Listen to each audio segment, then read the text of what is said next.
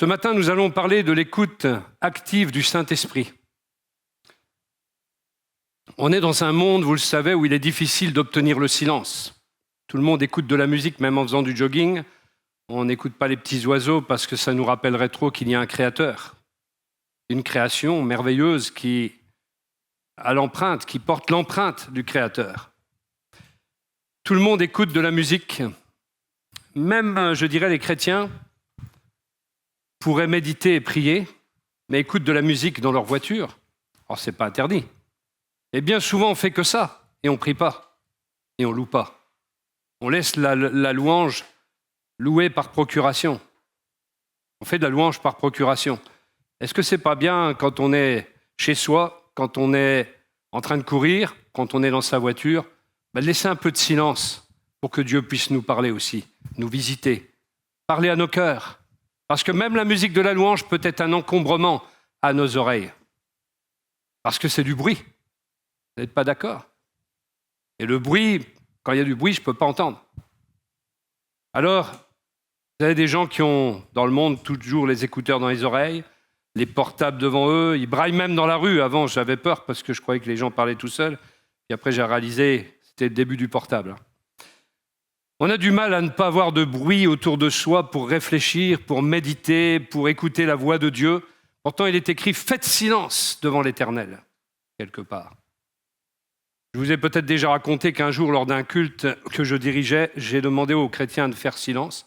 Ils l'ont fait, ce qui est très bien. Ils ont commencé à tous se mettre devant Dieu. Il y avait la présence de Dieu et tout. La seule personne qui a parlé, c'était le pasteur. Il a commencé à entonner un chant. Il avait peur du silence, voyez-vous. C'est révélateur. C'est révélateur de la personnalité humaine.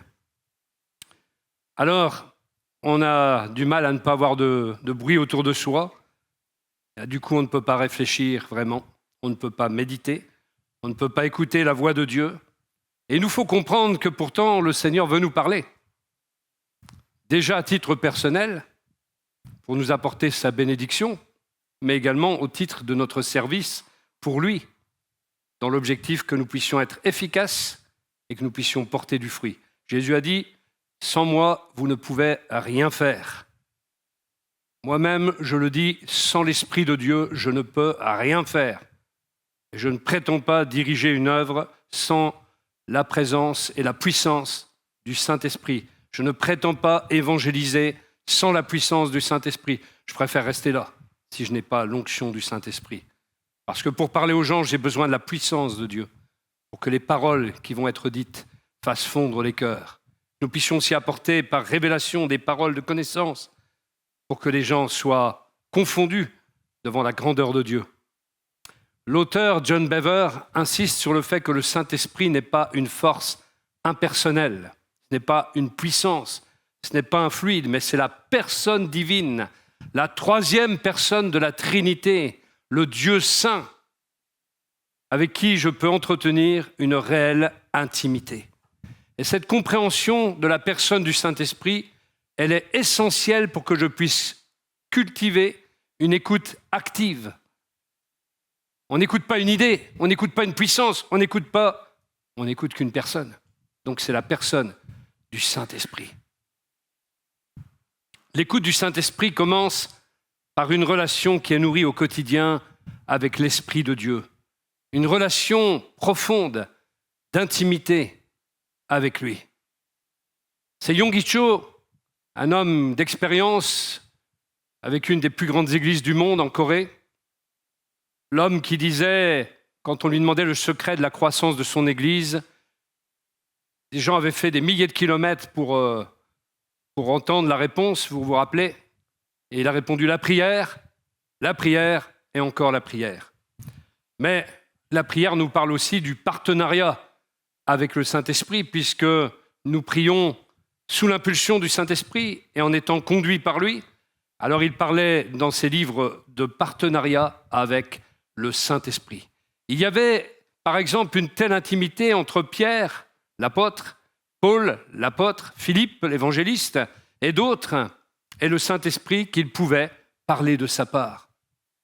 Il pouvait inspirer qu'ils étaient par la plénitude de sa personne en eux, pouvoir parler pleinement de sa part. L'apôtre Jacques, lors d'un concile, un grand conseil d'église, un grand congrès, si vous préférez, une grande convention nationale de toutes les assemblées, va dire « Il a paru bon au Saint-Esprit et à nous ». Quelqu'un me disait il y a quelques minutes que non, moi j'écoute pas les hommes dans l'Église. J'ai dit c'est dommage parce que dans l'Église il n'y a que des hommes et des femmes. Hein. On parle d'êtres humains évidemment. Vous avez vu quelqu'un d'autre? Le Seigneur est présent mais invisible. Il a paru bon au Saint-Esprit et à nous, tous les hommes de Dieu qui étaient là dans le concile de Jérusalem. Ce n'est pas que le Saint-Esprit, il y a un partenariat entre le Saint-Esprit et les hommes. Et puis, dire qu'on ne se réfère pas aux hommes dans l'Église, ça veut dire qu'il n'y a pas de conducteur dans l'Église. Ça, c'est encore un fruit de ce qu'on entend sur Internet. La Bible dit « Obéissez à vos conducteurs spirituels ». Jésus a placé des ministères dans l'Église. Il est parlé aussi de soumission mutuelle.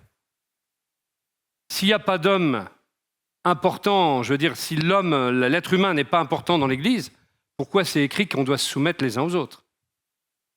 Ça voudrait dire que l'Église, elle est formée de gens invisibles qui ne sont pas là, alors. Vous voyez les absurdités dans lesquelles on peut tomber quand on n'est pas enseigné de la parole de Dieu. Et puis, ça montre aussi autre chose. Frères et sœurs, de telles assertions dénotent un cœur rebelle qui ne se soumet à personne ni à rien, ni même à Dieu, parce que sous la prétention de dire qu'on n'écoute que le Seigneur, souvent on n'écoute que soi-même. C'est pour ça que ce message, ce matin, est important, à l'écoute du Saint-Esprit, l'écoute active du Saint-Esprit. Alors Dieu parle à ses serviteurs et à ses servantes. C'est le premier point. Dieu parle à ses serviteurs et à ses servantes, par extension, parce qu'on ne peut pas toujours tout écrire, mais la pensée y est. Jean 10, verset 27 nous dit « Mes brebis entendent ma voix ». Si tu es une brebis du Seigneur, il y a un moment donné où tu vas entendre la voix du Seigneur. Si tu n'es pas une brebis du Seigneur, c'est-à-dire quelqu'un qui est dans son enclos, dans son troupeau, au sein de son église, au sein de son corps local, obéissant à cette injonction du Seigneur qui veut qu'on soit membre de son corps local, quelque part, aux saints qui sont à Corinthe, aux saints qui sont à Thessalonique, etc., aux saints qui sont à Charleville-Mézières, dans quelque église que ce soit, peu importe. L'important, c'est de faire partie du corps de Christ local. Sinon, je vais vous dire une chose. Alors, je ne le dis pas aux frères et sœurs parce que vous êtes là, dans l'église, mais pour ceux et celles qui ne font pas partie de notre église, mais qui pensent que l'église est un moulin, il n'en est pas ainsi. Ici, il y a de l'ordre, il y a de la discipline, et c'est la maison du Dieu vivant. Et la Bible nous dit, à travers l'apôtre Paul, qu'on doit apprendre à se conduire d'une manière digne dans la maison du Dieu vivant. Il y a un comportement adéquat, un comportement biblique. J'ai eu l'occasion de prêcher déjà ici, il y a quelques années là-dessus, sur ce thème, savoir comment se conduire dans la maison du Dieu vivant, en reprenant l'expression de l'apôtre Paul. Et on ne peut pas arriver comme ça et dire, eh bien, moi je vais faire ci, je vais faire ça. Non, on arrive dans une église déjà établie, avec une vision, avec des conducteurs spirituels, et ils sont musclés aujourd'hui. Ce n'est plus comme avant. Et donc, on ne fait pas n'importe quoi. Et surtout, on met en adéquation ses paroles et ses actes, car c'est à cela qu'on est jugé. Aux actes. Et il est important de réaliser où on est. Une église digne de ce nom ne laisse pas faire n'importe quoi. Et les brebis, ce sont ceux qui sont à l'intérieur de l'enclos, pas en dehors. Mes brebis entendent ma voix. Alors il y a des futures brebis, bien entendu, qui vont faire partie à nous aussi de l'enclos, des enclos des différentes églises, parce que nous ne sommes pas la seule. Mais c'est comme ça que ça fonctionne, l'église. C'est pas une sorte de rêve, c'est pas une nébuleuse, c'est pas un truc où on fait n'importe quoi et où chacun fait ce qui lui semble bon. Il y a toujours eu un ordre, même en Israël. En Israël, on n'adorait pas n'importe où. Il y avait un tabernacle. Et vous savez où se situait le tabernacle? Au milieu des 12 tribus. Si bien que c'était à équidistance de toutes les tribus. Hein? Et le milieu, c'était le sanctuaire, là où on adorait donc. Ça n'a pas changé. Ça n'a pas changé à ce niveau-là. La pensée spirituelle concernant l'adoration est la même. Romains chapitre 8, verset 14. « Car tous ceux qui sont conduits par l'Esprit de Dieu sont fils de Dieu. » En gros, ce n'est pas parce que tu dis que tu es conduit par l'Esprit de Dieu que tu es un fils de Dieu. Tout dépend. Si tu l'es vraiment conduit, ça va se voir à ton fruit. On reconnaît les gens à leurs fruits. Si le fruit n'est pas bon, c'est que tu n'es pas conduit par l'Esprit de Dieu, donc tu n'es pas fils de Dieu. La caractéristique d'une brebis est de généralement se laisser conduire, de se laisser mener, même s'il existe des brebis qui vont parfois par des sentiers détournés, mais elles ne constituent pas la majorité, car bien conduit, un troupeau de brebis ne s'égare pas facilement. Et je peux vous en parler parce qu'un jour j'ai fait une expérience que peut-être je vous ai déjà contée, en Galice, en Espagne. On m'avait confié un troupeau de brebis, mais des vrais, pas les animaux, je veux dire. Eh bien, j'ai fait mon apprentissage dans la douleur. Ça fait rire, mais je peux vous dire qu'il y a des brebis qui sont parties à droite, des brebis qui sont parties à gauche, des brebis qui sont restées dans le droit fil, et puis des brebis qui sont parties derrière. Ah, c'est le chambard, et vous ne savez pas comment faire quand vous n'êtes pas adroit et expérimenté. Alors, j'ai essayé de me souvenir des conseils qui m'avaient été donnés, et au bout d'une bonne demi-heure, ce qui est quand même long, j'ai réussi à réunir toutes les brebis. Vous me direz que c'était un succès, mais quand même, moi je l'ai vu comme un échec quand même, parce que je ne pensais pas que c'était si difficile. En fait, la brebis de tête, elle n'avait pas à bouger, elle restait en tête, elle continuait le chemin, mais les autres, il y en avait, ils voulaient faire ce qu'ils voulaient, là. Bon. Mais c'est un peu pareil dans l'Église. Chacun veut faire ce qu'il veut. Mais ce n'est pas comme ça que le Seigneur fonctionne, et ce n'est pas comme ça que son Église fonctionne. Nous devons faire nos preuves. Quand on fait un travail, vous savez, moi je suis fonctionnaire, mais tous les fonctionnaires qui sont là vont tout de suite approuver ce que je dis. Quand nous sommes embauchés, on devient stagiaire. On doit faire nos preuves pendant 1 an. Et si on ne fait pas l'affaire, on n'est pas titularisé. Si on fait l'affaire, on est titularisé. Et dans d'autres métiers, c'est aussi comme ça, sous une forme ou une autre, mais on ne fait pas ce qu'on veut. On n'est pas d'accord? Un homme qui a montré l'exemple, et il venait juste de se convertir, presque de force même, et il donne son témoignage dans Acte 22, verset 10, l'apôtre Paul, il dit « Alors j'ai dit, que dois-je faire, Seigneur ?» Il venait de se retrouver aveugle, etc. « Que dois-je faire, Seigneur ?» Et le Seigneur m'a dit « Lève-toi, va à Damas, et là on te dira tout ce que tu dois faire. » Le gars, il vient de se convertir à l'instant même. Il n'a même pas eu le choix, il n'a même pas cherché. C'est Dieu qui le rencontre dans la personne de Jésus et qui lui dit « Pourquoi me persécutes-tu » Et le gars, immédiatement, il y a toute sa cosmovision qui commence à changer.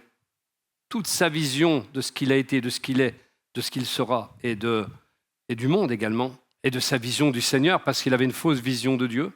Et il va dire, complètement dépouillé de sa fierté, dépouillé de tout ce qui faisait l'orgueil et toute sa force et son autorité.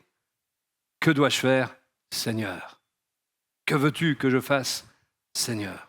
Ça, c'est l'humilité dans laquelle Dieu veut nous placer les uns et les autres, parce que nous avons besoin d'entendre la voix du Saint-Esprit. Lève-toi, va à Damas, et là, on te dira tout ce que tu dois faire. Pour un gars qui a l'habitude d'être le patron, de dire, tiens, vous allez dans telle église là-bas et vous me flinguez tous les chrétiens, parce que c'est exactement ça dont il est question. Eh bien, c'est ce qu'a fait, par exemple, pour être un peu plus moderne, puisqu'on est dans l'Antiquité avec l'apôtre Paul. Imaginez le cartel de Cali, en Colombie. Un jour, le cartel de Cali, il dit, tiens, allez me flinguer le pasteur Hector. Eh bien, il y a une église pentecôtiste, là. Le pasteur Hector sort, pouf, balle, mort. Il gênait parce qu'il dirigeait des réunions de réveil, d'intercession, etc. Et ça, c'est du moderne. Mais on te dira tout ce que tu dois faire. La dépendance. Paul va vite apprendre la dépendance, parce que le on dont il est question est l'Esprit du Seigneur qui allait le conduire. Et Paul utilisera même plus tard, lors du naufrage, dans Acte 27, l'expression « le Dieu que je sers en mon esprit ». Le Dieu que je sers en mon esprit. Ça, c'est très profond. Est-ce que nous servons le Dieu éternel en notre esprit? En notre esprit. Notre âme, c'est le siège de notre intelligence, de nos émotions, de notre volonté, tandis que notre esprit est l'organe de notre communion avec Dieu, de l'intuition et de la conscience. On va voir cela. Donc, l'esprit, notre esprit, c'est l'organe de la communion. C'est par la communion que l'homme est en contact direct avec Dieu. Notre esprit nous permet d'être en communion avec Dieu. Et seulement à un prix, depuis que nous avons été régénérés, c'est-à-dire que nous sommes nés de nouveau. Nous avons alors la communion avec Dieu. Avant, notre esprit était mort. Mais quand la parole de Dieu et l'Esprit de Dieu conjointement ont agi dans notre cœur lorsque nous avons entendu l'Évangile, puissance de Dieu pour le salut de quiconque croit, eh bien, nous sommes entrés en communion avec Dieu parce que l'Esprit de Dieu a ressuscité notre esprit, l'a réactivé et l'a reconnecté à sa source, le Seigneur, le Père. Ce n'est pas une fonction de l'intellect ni des émotions, c'est l'organe de la relation avec Dieu. Ça ne passe pas par les sensations, ça ne passe pas uniquement par les pensées, mais notre communion avec Dieu permet l'adoration, permet la prière spirituelle, permet même de parler en langue, de le chanter en langue. Elle permet surtout l'écoute de la voix de Dieu, la voix de son esprit. Jean 4, verset 24, que vous connaissez bien, Dieu est esprit. Et il faut que ceux qui l'adorent en esprit et en vérité. Il n'y a pas d'autre moyen que spirituellement, par notre esprit, qui est en communion avec Dieu, d'adorer Dieu. Alors peut-être que vous avez des blocages parfois pour prier, des blocages pour adorer. Souvent, ça tient à ce qu'on a dit la semaine dernière. On a encore un sac, là, un paquet de souffrances qui est là. On n'a pas tout donné au Seigneur à ce niveau-là.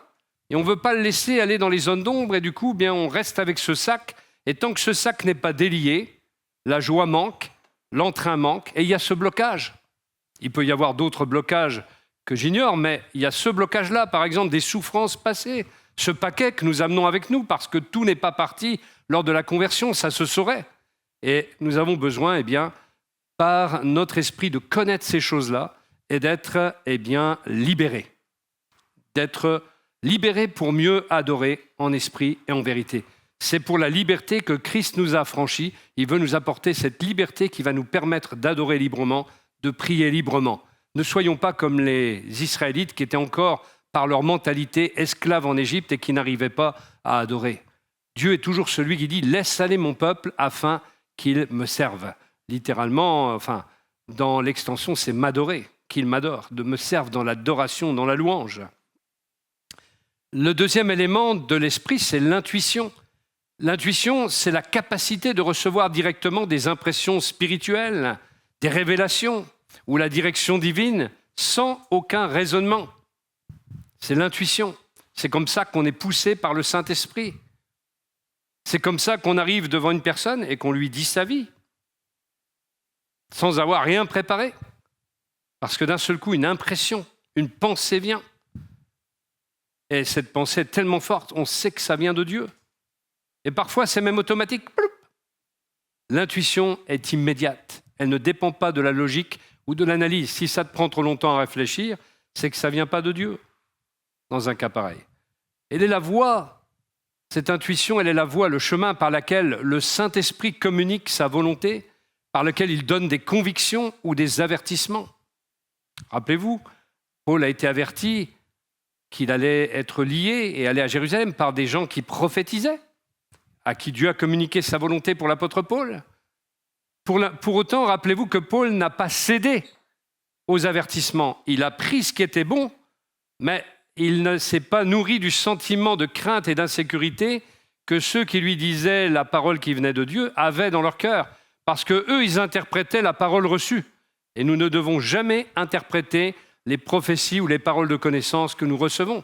Nous devons les apporter, c'est tout, pas les interpréter. Eux, ils ont interprété comme si Paul ne devait pas aller à Jérusalem. Et Paul, il a quand même été à Jérusalem. C'est écrit. Vous voyez ? Il faut faire attention. Et la Bible nous enseigne, ce sont des points de détail qui sont insérés dans la parole et qui nous montrent que parfois la tentation humaine, c'est d'interpréter la pensée reçue. Mais ce n'est pas à nous de l'interpréter puisque nous l'apportons pour quelqu'un et c'est à la personne de l'interpréter pour elle-même, pas à nous. Sinon, on vise quelqu'un ou alors on sait déjà Si c'est ça, alors ça ne vient pas de Dieu. Souvent, on confond cette intuition avec le sentiment. Mais en vérité, l'intuition, la vraie, celle qui vient de notre esprit régénéré par l'esprit et en communion avec Dieu, ça vient du plus profond de l'esprit humain et ça ne vient pas d'un sentiment humain.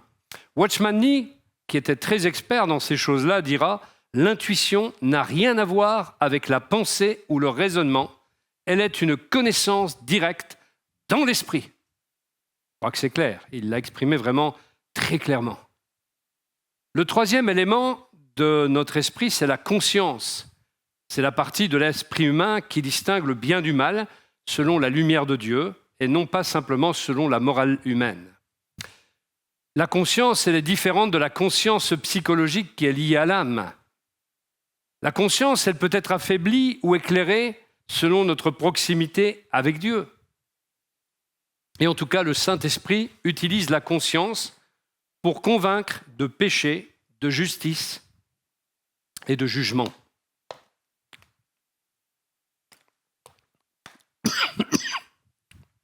Vous savez que Jésus, quand il a annoncé la venue du Saint-Esprit, a dit que le Saint-Esprit, un de ses rôles serait de convaincre de péché, de justice et de jugement. C'est quelque chose pour lequel nous prions, afin que les personnes qui rentrent dans ce lieu soient convaincues de péché, de justice et de jugement par la parole de Dieu, car c'est ce qui va produire le fruit digne de la repentance. Sinon, quand le cœur n'est pas touché, c'est en surface, et les personnes viennent, mais elles peuvent venir pendant 10 ans et ne pas être touchées, et ça serait dommage de rester 10 ans dans l'Église sans être né. Dans Ésaïe chapitre 30 au verset 21, il est écrit « Tes oreilles entendront dire derrière toi, voici le chemin à prendre, marchez-y.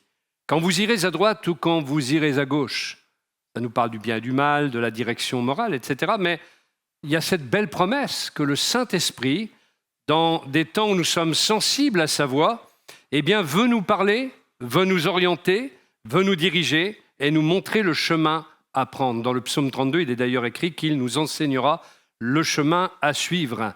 Et ce verset est vraiment un verset extraordinaire. Tes oreilles entendront dire derrière toi. Mais vous voyez comme c'est subtil et en même temps discret. Voici le chemin à prendre. Marchez-y. J'aime bien cette précision. Voici le chemin à prendre, marchez-y. J'ai tellement entendu de gens me dire « le Saint-Esprit m'a parlé, il m'a dit ceci ». Et quand vous regardez après la vie de la personne, elle fait exactement le contraire de ce que l'Esprit de Dieu lui a dit. Voici le chemin à prendre, marchez-y. Vous voyez les illogismes de l'être humain qu'on retrouve bien souvent dans l'Église. Voici le chemin à prendre, marchez-y. Il y a un conseil qui est donné par le Seigneur ici. Quand vous irez à droite ou quand vous irez à gauche. C'est une belle promesse que Dieu fait aux justes, à ceux qui lui font confiance. Et c'est ce qui s'est passé avec les disciples de Jésus, avec les apôtres et même des gens comme Ananias ou encore Corneille qui craignaient Dieu. Je suis toujours frappé par l'exemple de Philippe l'évangéliste qui est dans un réveil et qui, au sein même de ce réveil, entend la voix du Saint-Esprit lui dire d'aller dans le désert vers cet homme qui a soif de la parole de Dieu. Et c'est extraordinaire. C'est extraordinaire. Qui fait ça aujourd'hui? Vous demandez à quelqu'un qui tient une campagne de réveil et qui a des foules immenses, vous lui demandez de quitter ce lieu-là et de laisser la place à quelqu'un d'autre pour aller juste pour un seul homme. C'est extraordinaire. Et l'évangéliste Philippe a écouté la voix du Saint-Esprit. Et peut-être qu'une nation comme l'Éthiopie, à l'époque, a reçu la parole de Dieu grâce à l'eunuque. Du coup, l'impact a été tout aussi fort. Il faut être à l'écoute du Saint-Esprit. Et puis, Ésaïe chapitre 50, verset 4 nous dit « Le Seigneur, l'Éternel, m'a donné le langage des disciples. » Alors c'est important aussi le langage. Notre manière de parler est importante. Pour que je sache soutenir par la parole celui qui est abattu. Déjà, vous savez, quand il y a quelqu'un qui a une épreuve, « Oh, ben t'as peut-être péché. Peut-être pour ça que t'es éprouvé. » Alors ça, vous avez tout faux. L'Éternel m'a donné le langage des disciples pour que je sache soutenir par la parole celui qui est abattu. Nous sommes là pour édifier, pour consoler, pour exhorter et aussi pour guérir, aider à la guérison et que je sache soutenir par la parole celui qui est abattu. On n'est pas là pour condamner, pour dire Ah ben non, mon frère, ma sœur, oh tu sais, tu dois avoir un péché caché, hein. Ah, c'est pour ça que tu es malade. Hein. Non, non, non, c'est pas comme ça que ça marche non plus. Il réveille, oui, matin après matin, il réveille. Nous avons besoin d'être réveillés. Mon oreille pour que j'écoute comme le font des disciples. Le Seigneur veut éduquer notre oreille. Il veut que nous entendions correctement sa voix. Trop de chrétiens aujourd'hui disent « Dieu m'a dit »,« Le Saint-Esprit m'a dit ». J'en ai entendu. Il y a aussi des fois des mythomanes parmi nous. Hein. Il y en a un, il me disait au moins 30 fois « Le Saint-Esprit m'a dit ». Mais quand je voyais sa vie, j'avais bien compris dès le départ que le Saint-Esprit ne lui disait pas grand-chose parce qu'il n'avait pas la parole, tout simplement. Est-ce que Dieu a la parole dans notre vie? Est-ce que le Saint-Esprit peut nous parler ou nous sommes tellement remplis de notre propre voix qu'on ne peut plus entendre la sienne? Il réveille, oui, matin après matin, il réveille mon oreille pour que j'écoute comme le font tes disciples. Pour aider les autres, par exemple, nous avons besoin que notre oreille soit éduquée, pour faire des visites, pour être efficace dans notre travail au service de nos frères et sœurs, dans l'évangélisation, nous avons besoin de cette écoute. On ne peut pas parler à l'un comme on parle à l'autre. Vous ne parlez pas à un musulman comme vous parlez à un bouddhiste. Il nous faut rester connectés au Saint-Esprit et savoir écouter sa voix et écouter la manière dont il veut procéder pour toucher un cœur. Et c'est alors que nous allons vivre les mêmes éléments surnaturels qu'ont connus les gens de l'Église primitive. Ce surnaturel, il doit devenir le naturel dans nos vies.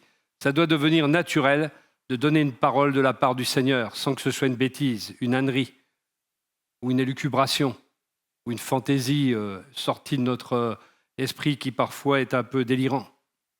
John Bever dira aussi dans ses écrits, « Le Saint-Esprit ne désire pas seulement être avec vous, il désire être en communion avec vous. » C'est important d'être en communion avec le Saint-Esprit pour être partenaire avec lui et pouvoir écouter et être efficace dans ce que nous faisons pour Dieu. Donc il faut passer du temps avec lui et l'écouter activement. Il dira aussi, plus vous passez du temps avec le Saint-Esprit, plus sa voix devient claire, ce qui est normal. Vous savez, quelqu'un, par exemple, peut bafouiller. Il y a des personnes handicapées, vous savez, parfois au niveau de la voix. Moi, j'ai une sœur, par exemple, comme elle est handicapée, si vous écoutez et que vous ne la connaissez pas, c'est peut-être difficile de la comprendre. Nous qui avons l'habitude, nous la comprenons parce que ça fait 10 ans ou plus que nous l'entendons, pour différentes personnes, j'entends. Hein. Donc on comprend ce qu'elle dit. Mais c'est pareil, si vous passez du temps avec le Saint-Esprit, la voix du Saint-Esprit deviendra de plus en plus claire. Le Saint-Esprit est un guide personnel, il vous conduira dans toute la vérité. J'aimerais vous dire que le Saint-Esprit ne contredit jamais la parole de Dieu.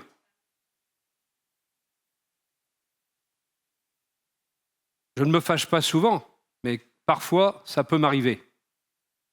En général, on s'en souvient, mais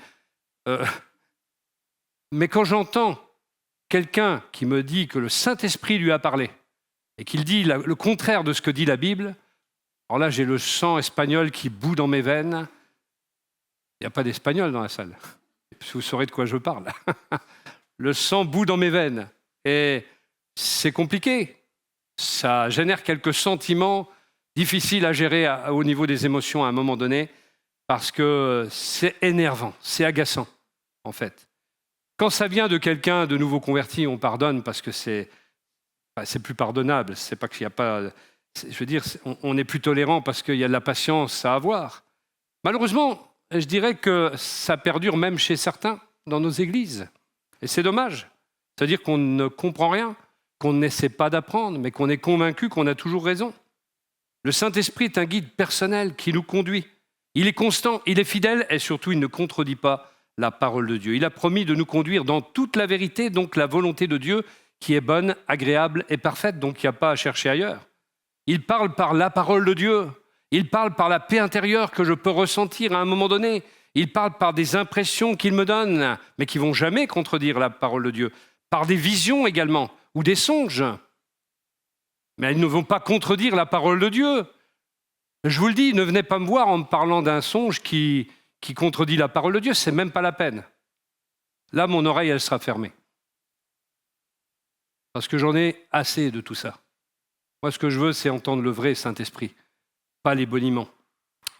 Qu'est-ce que l'écoute active ? Qu'est-ce que l'écoute active ? L'écoute active, ce n'est pas seulement entendre, mais c'est être pleinement attentif et même intentionnel pour répondre à la direction divine. L'écoute active, c'est comme Paul. Que veux-tu que je fasse ? Il était déjà prêt à faire la volonté de Dieu. Il veut entendre, mais il veut faire. Quelles sont les composantes de cette écoute active ? Ça va faire bizarre, mais en fait, le silence intérieur, tout simplement, permet d'écouter activement le Seigneur. Le silence intérieur. Les catholiques sont plus forts sur ce point-là. Les moines sincères, les moines vraiment qui pratiquent, je dirais, un catholicisme très biblique, mais qui ont appris à entendre la voix de Dieu. Il y a des gens comme ça. Nous ne sommes pas les grands tenants de tout. Il y a parfois des gens sincères qui sont convertis et qui ont appris différemment de nous, qui n'ont peut-être pas toutes les mêmes lumières, mais qui ont des choses que nous, on n'a pas, comme faire silence devant l'Éternel. Combien d'entre nous seraient capables de rester une semaine dans un monastère ? Il y en a qui souffrent, donc ils sont avoués, ils ont fait un aveu. Qui serait capable de rester dans un monastère une semaine ? Si vous y étiez obligé, par exemple, est-ce que ça vous coûterait ? Est-ce que ça vous pèserait ? Ça serait pesant. Ça devrait pourtant être le bonheur pour vous. De temps en temps, ça repose. Psaume 37, verset 7, « Garde le silence devant l'Éternel et espère en lui. » Alors vous me direz que vous pouvez garder le silence chez vous. Permettez-moi d'en douter. Mais bon, ça dépend s'il y a du monde ou si vous êtes tout seul. Garde le silence devant l'Éternel et espère en lui. Le silence intérieur pour que la voix de Dieu se fasse entendre. L'attention à la voix douce et paisible de Dieu. On va lire dans 1 Roi 19, versets 11 à 14, ce passage qui est toujours extraordinaire, qui concerne le prophète Élie, où l'Éternel lui dit « Sors et tiens-toi sur la montagne devant l'Éternel, et l'Éternel va passer. » Devant l'Éternel, il y eut un vent fort et violent, qui déchirait les montagnes et brisait les rochers. L'Éternel n'était pas dans le vent. Après le vent, il y eut un tremblement de terre. L'Éternel n'était pas dans le tremblement de terre. Après le tremblement de terre, il y eut un feu. L'Éternel n'était pas dans le feu. Après le feu, il y eut un murmure doux et léger. Quand il l'entendit, Élie s'enveloppa le visage de son manteau, sortit et se tint à l'entrée de la grotte. Et voici qu'une voix lui fit entendre ces paroles. « Que fais-tu ici, Élie ?»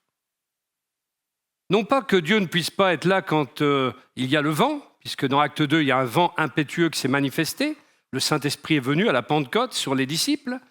Non pas qu'il ne puisse pas se manifester par un tremblement de terre, puisque dans Acte 4, la terre a tremblé. Il y a eu un séisme spirituel de renouvellement dans le Saint-Esprit qui fait que la terre a tremblé. Et dans Acte 16, quand Paul et Silas vont chanter les louanges de Dieu dans la sordide prison dans laquelle ils se trouvaient, eh bien, alors que le geôlier de Philippe va se convertir, il y a eu un tremblement de terre qui fait que même tous les prisonniers étaient libres. Et puis, l'Éternel est dans le feu. Il venait de répondre par le feu, justement, précédemment à ce passage. Dieu avait été le Dieu qui répondait par le feu. Mais Dieu se manifeste de différentes manières. Dieu n'agit pas toujours de la même manière. Il agit tantôt d'une manière, tantôt d'une autre. Et son esprit, comme je le dis toujours, est toujours en mouvement. Et donc, là, cette fois-ci, il va parler par un murmure doux et subtil. Une voix qui nous chuchote dans la paix, dans la joie et avec amour, les choses que nous avons besoin d'entendre. Les choses qui nous concernent personnellement, les choses qui concernent l'œuvre de Dieu, les choses qui concernent peut-être un service que je vais avoir à effectuer, le témoignage que je vais rendre à une personne. Mais en tout cas, le Saint-Esprit veut nous parler de différentes manières, mais il parle aussi de cette manière-là, d'une manière douce et subtile, qui suppose que nous ayons fait silence aussi dans nos cœurs. Apprenons, frères et sœurs, à faire silence. Si on doit retenir quelque chose ce matin, apprenons à faire silence dans nos cœurs. Les jeunes, apprenez à poser vos portables dans un lieu où vous mettez le cadenas pour ne pas y retourner, puis vous jetez le cadenas, comme ça vous ne retrouverez pas tout de suite. Et puis là, vous allez passer du temps dans la présence de Dieu, et Dieu va vous parler de votre avenir. Dieu va vous parler de votre vie et de ce qu'il veut faire dans votre génération. Posez les portables, posez les écouteurs. Choisissez de passer du temps avec le Seigneur. Il n'y a pas de perte dans ce domaine-là. On ne perd pas son temps. Peut-être que le diable viendra vous dire que vous priez à un mur. Ce n'est pas vrai. Vous êtes en train de prier le Seigneur qui est invisible, mais qui vous entend tout autant. Et ce qui va nous aider, c'est la disposition du cœur à obéir rapidement, comme l'apôtre Paul l'a fait. Que veux-tu que je fasse? Alors, quels sont les obstacles à l'écoute du Saint-Esprit? Les attitudes qui attristent le Saint-Esprit sont l'amertume, la désobéissance, l'orgueil, dire qu'on veut être soumis à Dieu mais pas aux hommes. Ça prouve qu'on n'a rien compris à ce que la Bible enseigne sur l'autorité. Ces éléments sont précieux, même pour former des leaders au milieu de nous, pour qu'ils identifient ce qui peut bloquer une écoute efficace et émousser notre sensibilité à la voix du Saint-Esprit. John Bever dit encore, c'est un auteur que j'aime bien, un cœur rempli d'amertume, de peur ou de rébellion aura du mal à entendre la voix du Saint-Esprit. Si tu es rebelle, tu vois, tu n'entendras pas souvent le Saint-Esprit te parler. Sinon, pour te dire que tu es rebelle, évidemment. Déposons au pied du Seigneur ce qui bloque notre sensibilité à sa voix. L'activisme religieux, trop de bruit, pas assez de retraite, pas assez de retrait, pas assez de temps passé seul à seul avec Dieu. L'activisme religieux peut bloquer notre écoute du Saint-Esprit. L'orgueil spirituel, n'en parlons pas. Si je commence à dire, moi, Éric Pérez, je suis le plus grand pasteur de Charleville, je suis pratiquement sûr que demain, la voix du Saint-Esprit, je ne suis pas prêt de l'entendre. L'orgueil précède la chute, l'humilité précède la gloire. Et il y a des gens comme ça, ils pensent qu'ils sont les plus grands, qu'il n'y a qu'eux qui ont reçu, etc., etc. C'est l'orgueil spirituel, mais ils n'entendent plus la voix du Saint-Esprit, car à un moment donné, leur conscience s'endurcit, ils ne peuvent plus entendre. Dieu bloque les choses. Et eux-mêmes sont bloqués et se bloquent. Ésaïe 6, verset 10, en est l'illustration. Le prophète Ésaïe a reçu cette mission vraiment pas agréable. Rends insensible le cœur de ce peuple. Endurcis ses oreilles et ferme-lui les yeux pour qu'il ne voie pas de ses yeux, n'entende pas de ses oreilles, ne comprenne pas de son cœur, ne se convertisse pas et ne soit pas guéri. Moi, je vous le dis tout de suite, ça ne m'intéresse pas trop cette mission-là. Moi, je préfère que les gens se convertissent, soient guéris, qu'ils comprennent ce qu'on leur dit, etc. Mais malheureusement, les gens, parfois, se séduisent eux-mêmes. Et une fois qu'ils se sont séduits, ils sont séduits par plus grand qu'eux, des esprits séducteurs qui les séduisent. Tellement d'hommes et de femmes, tellement de leaders, même des pasteurs, souffrent de ces carences, des oreilles endurcies et fermées, des têtes bornées, des gens têtus comme des mules insensées, qui n'entendent pas ce que le Seigneur dit. Et en ce sens-là, ils ne sont pas des brebis, mais des mulets sans intelligence et qui ne comprennent pas la volonté de Dieu. Dans Éphésiens, chapitre 5, verset 17, l'apôtre Paul dit « C'est pourquoi ne soyez pas stupides ». Et frères et sœurs, essayons de ne pas être stupides en tant que chrétiens. C'est pourquoi ne soyez pas stupides, mais comprenez quelle est la volonté du Seigneur. La conversion à la parole de Dieu n'est plus assurée quand on a cet orgueil ou cet entêtement. Et par manque de connexion, de ce fait, il n'y a pas de guérison. Et beaucoup de leaders même, beaucoup de serviteurs, de servantes prêchent la guérison aux autres, mais sans être guéris de leurs maux intérieurs, parce qu'ils ne veulent pas que le Seigneur braque sa grande lumière sur leur vie. Alors les souffrances passées sont là, une mentalité du passé subsiste, et ça crée un fruit qui est stérile, un fruit qui ne va pas plus loin. Et c'est dommage, quand on est appelé à servir Dieu, de garder cela pour soi et de ne pas délier le paquet. Rappelez-vous ce verset extraordinaire. Je l'ai cité à une jeune fille hier qui était dans des souffrances passées. Tu as délié mon sac et tu m'as ceint de joie afin que mon cœur muet te chante. Et là, les larmes sont venues sur cette fille parce que c'était la parole qu'il fallait. Et Dieu veut parler à beaucoup en ce moment avec ce verset-là. Tu as délié mon sac, le gros sac que tu gardes, le gros paquet que tu gardes de ton passé. Tu peux passer par tous les médecins que tu veux. Ce paquet-là, il y a quelque chose d'incurable dedans qui ne peut pas être soigné par les hommes. Et si tu ne laisses pas le Seigneur délier le sac, par sa main puissante, eh bien, tu ne pourras pas être enveloppé de joie, ceint de joie, et voir ton cœur muet. Ce cœur qui est bloqué pour prier, ce cœur qui est bloqué pour chanter, tu ne pourras pas le voir de muet passer à quelqu'un qui adore, à quelqu'un qui chante un chant nouveau pour le Seigneur. Ésaïe 42, verset 20 nous dit « Tu as vu beaucoup de choses, mais tu n'y as pas prêté attention. Il a ouvert les oreilles, mais il n'a rien entendu. » Et parfois, Dieu veut ouvrir nos oreilles, mais malgré cela, on n'entend rien. Pourquoi ? Parce qu'on ne veut rien entendre. Plus on obéit à la voix du Saint-Esprit, plus on devient sensible à ses directives. Vous savez, c'est un peu comme avec quelqu'un. Vous pouvez, avec votre épouse, votre époux, passer du temps, ou avec vos enfants, ou un collègue parfois, dans un travail.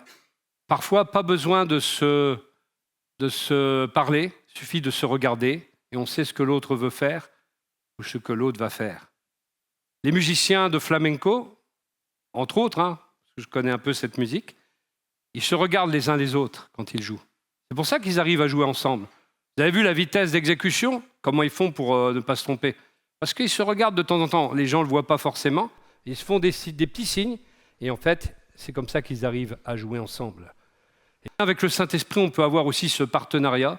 Et à force de connaître sa voix, on finit par savoir quand il va parler et comment il va parler. L'écoute active du Saint-Esprit ne se limite pas à entendre, mais aussi à répondre par la foi, à réagir par la foi et par les actes. Pourquoi nous semble-t-il que le Saint-Esprit parle davantage à d'autres qu'à nous, parfois ? Eh bien, tout simplement, le Saint-Esprit se révèle davantage à ceux qui lui répondent, qui réagissent par la foi et qui font ce qu'ils disent qu'ils vont faire et qui font surtout ce que dit le Saint-Esprit. Vous avez vu que il est souvent écrit dans le livre de l'Apocalypse qu'il nous faut écouter ce que l'Esprit dit aux églises. Je ne suis pas certain que tous les jours, le Saint-Esprit soit écouté dans ce qu'il dit aux églises. Quelqu'un a dit tout à l'heure, et c'est juste, ou Marc qui avait dit, avec ce verset, la fin de toute chose est proche. Moi, il me semble que les chrétiens vivent comme il y a 10 ans. Pourtant, la fin de toute chose est proche. Et même Paul nous dit que nous nous rapprochons chaque jour du jour du Seigneur.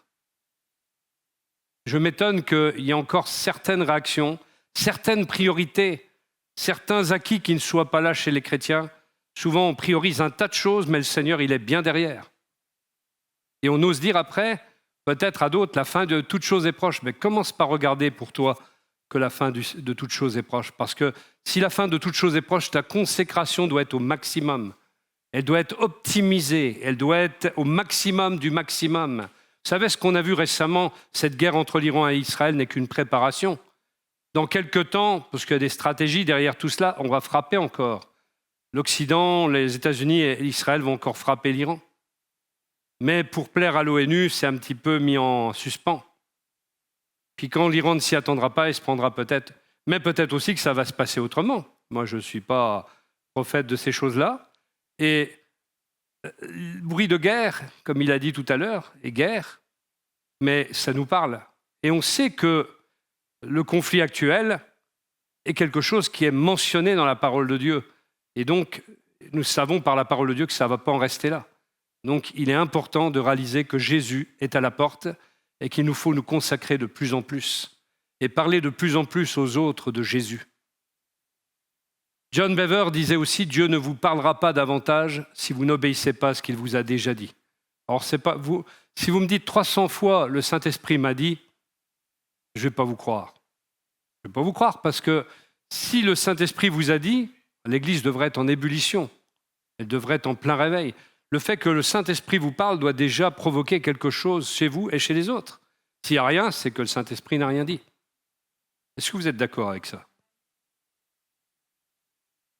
Ça commence par nous. Moi, je ne cherche pas l'impact des autres. Il faut commencer par mon propre impact. Et après, je demande aux autres d'avoir un impact, mais chacun pour notre part, nous devons être consacrés et avoir un impact sur les autres. Et si on dit que le Saint-Esprit nous a dit, ça doit se voir, il y a du fruit. Dieu ne vous parlera pas davantage si vous n'obéissez pas à ce qu'il vous a déjà dit. Ésaïe 43, verset 8. J'ai déjà entendu, par exemple, des gens me dire « Ah, ça y est, le Saint-Esprit m'a parlé, je vais venir aux réunions de prière. »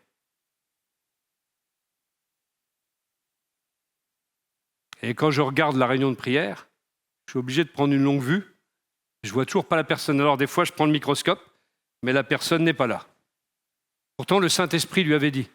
Par contre, est-ce que vous pensez que je doute que le Saint-Esprit le lui ait dit? Moi, je pense que le Saint-Esprit lui a dit. Pourquoi? Parce que c'est en accord avec la parole de Dieu. Bien sûr que le Saint-Esprit nous dit d'aller aux réunions de prière. Il nous dira peut-être plus de choses, même aux pasteurs d'ailleurs. Il y a des pasteurs qui ont besoin que le Saint-Esprit leur dise d'aller à la réunion de prière. Exactement. Dieu ne vous parlera pas davantage si vous n'obéissez pas à ce qu'il vous a déjà dit. Alors quand vous dites « je vais venir à la réunion de prière », vous l'avez dit devant Dieu. Parce que moi, je ne suis rien dans l'histoire. Mais vous l'avez dit devant Dieu. Et c'est ça qui pêche. C'est qu'on dit des choses devant Dieu et on ne les fait pas. Ça veut dire qu'on n'a pas la crainte de Dieu dans notre cœur. Car quand on a la crainte de Dieu, on fait ce qu'on a dit. Et même si on peut avoir une petite défaillance, nous sommes humains, on corrige et on se réajuste immédiatement à ce qu'on a dit. Et on le fait pour Dieu. Tout pour la gloire de Dieu. Ésaïe 43, verset 8, « Fais sortir le peuple aveugle qui pourtant a des yeux, et les sourds qui pourtant ont des oreilles. » Quelle mission extraordinaire le prophète d'Ésaïe avait. Le péché non confessé peut être un blocage, bien évidemment. Le manque de communion personnelle avec Dieu, ça sera un blocage forcément. À un moment donné, on ne peut pas entendre la voix de Dieu si on ne passe pas du temps à l'écouter. Dans Ésaïe 30, verset 15, il nous a dit « C'est dans le calme et la confiance que sera votre force. » Ce n'est pas dans le brouhaha, ce n'est pas dans le vacarme, c'est dans le calme et dans la confiance que sera votre force. Il nous faut donc développer une vie d'écoute active, avoir un temps quotidien de silence et de méditation. Oh, je sens que vous frémissez à l'intérieur à la pensée de devoir faire silence. C'est dur le silence, c'est dur de faire silence. Vous comprenez pourquoi des fois, il y a des chrétiens qui sont jetés dans des géoles? Ben là, il n'y a pas d'écouteurs. Il n'y a pas de... quand vous êtes dans un conteneur à 45 degrés de chaleur et à moins quelque chose la nuit, comme c'est arrivé pour les chrétiens en Érythrée, vous croyez qu'ils ne peuvent pas entendre la voix de Dieu? Moi, je crois qu'ils entendent la voix de Dieu plus que nous, parce qu'ils n'ont pas d'autres ressources, ils n'ont pas d'autre recours que d'écouter ce que Dieu a à leur dire dans un temps de persécution, de difficultés majeures, un temps quotidien de silence et de méditation. Le Saint-Esprit parle non seulement par des impressions intérieures, mais aussi par la parole de Dieu qui l'illumine, par des songes, par des convictions profondes, ou encore par une douce voix intérieure, le murmure doux et subtil. John Bever, encore lui, dira « Il parle par la parole, par des impressions, par la paix intérieure, ou même par un profond sentiment d'avertissement. » Il est bon pour nous de faire ce que j'ai appelé, j'aime pas tellement employer des mots anglais parce qu'on est en France, mais du journaling spirituel, c'est-à-dire écrire ce que Dieu inspire dans un journal. Si Dieu vous parle, écrivez. Au moins, il y a une trace. Et vous pourrez dire à votre pasteur, regardez, le Saint-Esprit m'a parlé mardi et regardez ce qu'il a fait vendredi. Là, c'est du concret. Et le pasteur ne pourra pas dire que je n'ai pas entendu la voix du Saint-Esprit parce qu'il voit la traduction dans les faits de ce que j'ai reçu mardi et qui s'est révélé vendredi. Vous voyez? Du journaling spirituel. J'ai pas forcément eu beaucoup l'occasion de faire ça moi-même, mais depuis peu de temps, c'est ce que je fais. Et notamment quand j'étais au Congo, c'est dans la solitude de la chambre d'hôtel, dans le silence, je précise, eh bien, le Seigneur m'a dit « écris ». Parce que ma mémoire, elle a besoin d'être stimulée, mais alors il faut écrire de temps en temps, sinon on ne se rappelle plus. Écris. Et j'ai écrit 2-3 choses, et quand je les ai dites à l'église, c'était des missiles spirituels qui ont délivré des gens. Le journaling spirituel, écrire ce que Dieu m'inspire. Ensuite, obéir rapidement à ce que l'Esprit me révèle. On revient à ce qu'on a dit, s'il t'a parlé mardi, la traduction doit être faite dans la semaine, selon ce que c'est, évidemment. Vérifier avec la parole de Dieu que je suis bien dans la bonne direction et avec les fruits qui vont suivre. Vous savez, des gens se proclament prophètes, etc., ou annoncent. Il y en a un, tiens, par exemple, Benny Hinn. Il avait annoncé un missile, je ne sais plus quoi, la destruction de je ne sais plus quel pays en 1995. Ça ne s'est pas fait. La Bible dit que si quelqu'un dit qu'il est un prophète, ça doit s'accomplir, ce qu'il a dit. Si ça ne s'accomplit pas, c'est un faux prophète. Et il est écrit, on les reconnaîtra à leurs fruits. Dans l'Église, on fait n'importe quoi parfois. On fait venir les gens, on ne les connaît pas. Et puis après, les églises sont détruites. Parce que ces gens qui sont animés plus par des esprits séducteurs que par l'Esprit de Dieu viennent dans les églises. Et puis après, le pasteur, il n'a plus qu'à tout reconstruire ce qu'il avait essayé de bâtir. Et un prophète doit être éprouvé. Éprouvez les esprits, dit la parole de Dieu. Il faut éprouver ce que vous entendez.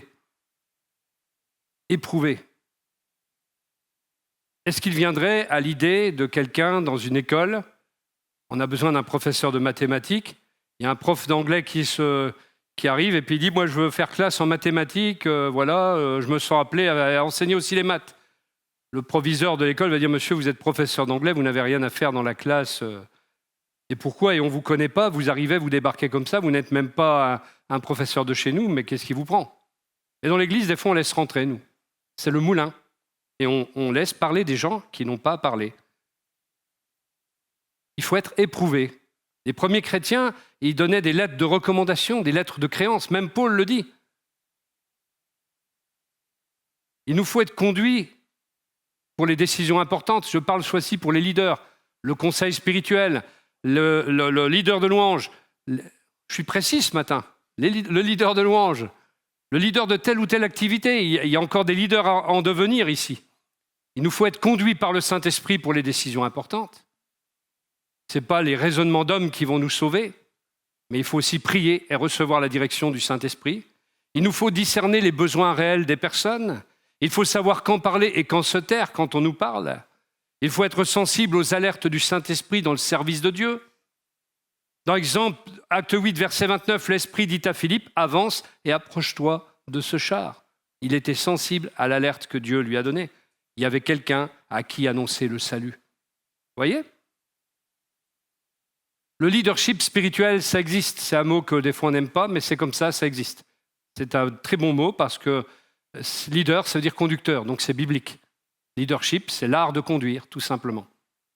Voilà. Des fois, on fait des affaires pour pas grand-chose, pour un mot, mais sachez que leadership, c'est tout à fait biblique et ça peut être une équipe de leaders, de conducteurs qui dirige toute une église, et il peut y avoir même en dessous, quand on est une grande église, des leaders de ceci, des leaders de jeunesse, des leaders pour les ados, des leaders pour...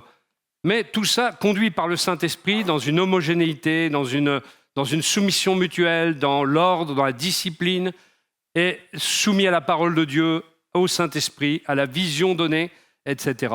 Ça, c'est l'église.